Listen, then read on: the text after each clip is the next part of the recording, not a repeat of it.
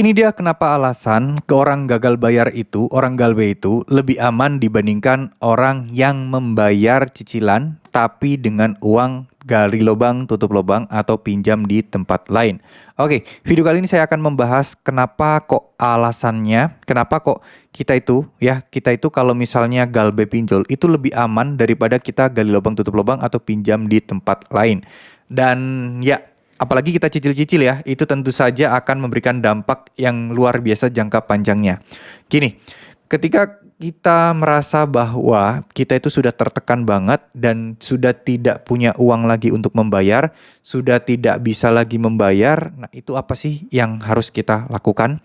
Dan sebenarnya solusinya itu apa sih? Apakah ada solusi tercepat? Jawabannya tidak ada selain kalian meminjam orang lain atau dibantu orang lain untuk melunasi utang kalian. Karena gini, masalah utang, apalagi utang di pinjaman online itu tentu berat karena sudah ada bunga dan juga denda keterlambatan dan benar-benar bisa dibilang mereka itu lebih leluasa gitu loh bergeraknya.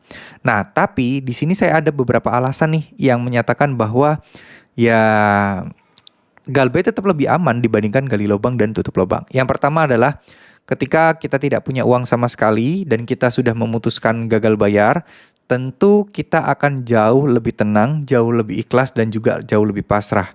Karena kita tahu ya apa sih yang akan dinanti ke depannya, apa sih yang akan bermasalah ke depannya, itu kita pasti udah tahu. Jadi dari dana yang tidak ada ini tentu saja sebuah hal yang setidaknya teman-teman harus berpikir yang positif dulu, harus bersyukur dulu, karena insya Allah semuanya akan baik-baik saja ya. Terus kemudian kalian harus tahu juga bahwa tidak ada solusi instan dan cepat. Bahwa kalau kita punya utang tertentu dan kita belum bisa bayar, bukan berarti ada yang menawarkan akan segera dilunasi dalam sekejap. Ya itu bukan bisa dibilang bukan solusi juga ya. Jadi nggak boleh mikirnya ke arah sana ya. Ingat, yang pertama kalau tidak ada uang atau tidak ada dana sama sekali. Yang kedua adalah tidak ada solusi yang sangat cepat, nggak ada, berangsur-angsur dan lain sebagainya, itu juga jadi alasan. Terus kemudian yang ketiga, prioritaskan yang lebih penting. Nah, prioritaskan yang lebih penting ini apa sih? Banyak hal, nggak cuman keluarga aja, tapi juga pekerjaan utama kalian, terus kemudian kerja sampingan kalian. Nah, itu kalian harus fokusin. Jangan kebanyakan mikir soal utang pinjol, soal tagihan pinjol. Ini tentu saja akan bikin kita pusing, teman-teman, ya. Jadi, sekali lagi, teman-teman harus tetap kuat, tetap sabar. Insya Allah semuanya akan baik-baik saja. Insya Allah semuanya akan berjalan dengan semestinya ya. Terus kemudian mudah-mudahan semuanya bisa enak, bisa tenang ya. Dan teman-teman juga bisa menemukan solusi yang paling tepat dan paling populer ya.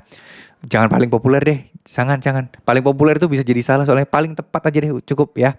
Terus kemudian ada lagi yang poin ketiga adalah ada prioritas yang lebih penting yang harus kalian jaga ya, sama seperti yang saya bahas sebelumnya.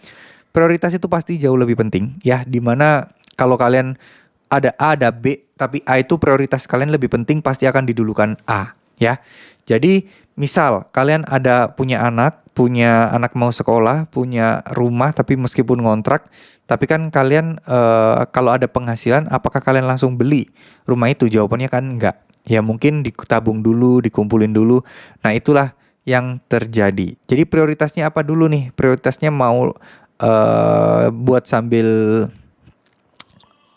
jogging gitu ya, atau mungkin buat keperluan, pokoknya keperluan aktivitas kalian lah, mau itu buat olahraga, itu tetap harus kalian pentingkan ya. Intinya kesehatan nomor 1, kedua adalah biaya, prioritas pendidikan dan lain sebagainya, itu nomor 2.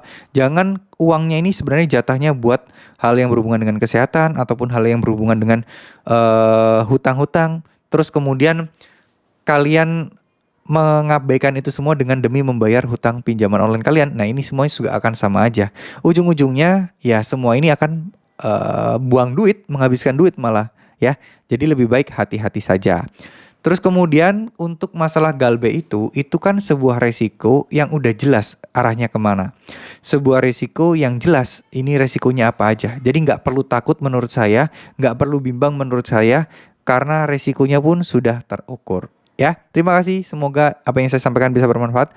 Tetap semangat dan ya kalian bisa menggunakan alasan-alasan ini setidaknya ya untuk meyakinkan diri aja, untuk positive thinking aja teman-teman ya. Ya, itu yang ingin saya sampaikan. Semoga ini bermanfaat. Terima kasih. Wassalamualaikum warahmatullahi wabarakatuh.